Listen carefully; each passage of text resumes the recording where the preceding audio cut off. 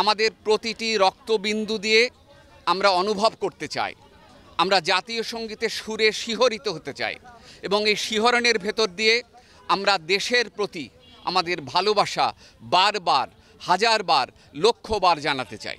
জাতীয় সঙ্গীত নিয়ে আজকে ক্রাইসিস হচ্ছে, কালকে শুনবেন জাতীয় পতাকা নিয়ে ক্রাইসিস হচ্ছে, পরশু শুনবেন যে সাংস্কৃতিক কর্মকাণ্ড করা যাবে না।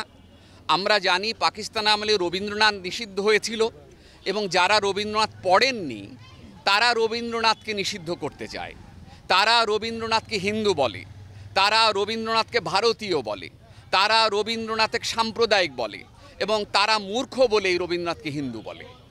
রবীন্দ্রনাথ ব্রাহ্ম ধর্মে ধর্মগত দিক থেকে ছিলেন, কিন্তু রবীন্দ্রনাথ যে মানবতার কথা বলেছেন, বিশ্ব মানবতার কথা বলেছেন, যে আন্তর্জাতিকতাবাদের কথা বলেছেন, যে কারণে তিনি বিশ্বভারতী নামকরণ করেছিলেন, তো তার এই যে মানবতাবাদী ব্যাপারটি এবং তার যে মানুষের ধর্ম, এটা আমরা কেউ পড়ি না, অধিকাংশ বাঙালি পড়ি না বলে রবীন্দ্রনাথকে চিনি না।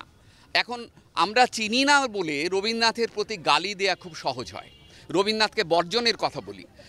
রবীন্দ্রনাথকে বাংলাদেশ ত্যাগ করলে রবীন্দ্রনাথের কিছু যায় আসবে না।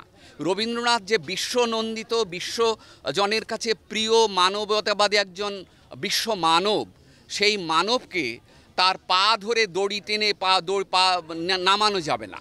সুতরাং আমরা একটা মূর্খতার পরিচয় দিচ্ছি।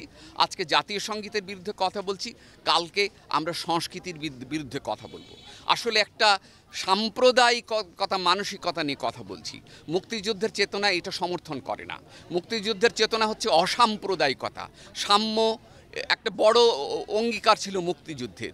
বৈষম্যহীনতা মুক্তিযুদ্ধের অন্যতম অঙ্গীকার ছিল এবং এখানে সব ধর্মের মানুষ এই দেশে জন্মগতভাবে যারা আছেন তারা সমান অধিকার রাখেন, এটা মুক্তিযুদ্ধের চেতনা। সুতরাং মুক্তিযুদ্ধের চেতনাকে যদি আমরা খাটো করতে চাই তাহলে জাতীয় সঙ্গীতের বিরুদ্ধে কথা বলবো, সেটি আমাদের মনে হয়েছে। আমরা কোনো গোষ্ঠীকেন্দ্রিক নই, আমরা মুক্তিযুদ্ধের চেতনা যে দল যে ব্যক্তি ভুলুণ্ঠিত করতে চায় তার বিরুদ্ধে আমরা কোনো নির্দিষ্ট ব্যক্তির বিরুদ্ধে না, কোনো নির্দিষ্ট দলের বিরুদ্ধে না, কোনো নির্দিষ্ট রাজনৈতিক কর্মসূচির বিরুদ্ধেও না। আমাদের কথা হলো মুক্তিযুদ্ধের চেতনা ভুলুণ্ঠিত হলে আমরা কথা বলবো। সেটা আপনারা সবাই জানেন, পত্রপত্রিকায় আসছে, এটা আমার মুখ দিয়ে বেরোনোর দরকার নাই। আপনারা প্রতিদিন, আপনার মিডিয়ার কর্মী, আপনারা প্রতিদিন সেটা দেখছেন কারা এটা ভুলুণ্ঠিত করছে, কারা আইন হাতে তুলে নিচ্ছে, আইনের বিরুদ্ধে কারা যাচ্ছে, কারা থানা থেকে মানুষকে ধরে নিয়ে গিয়ে হত্যা করছে।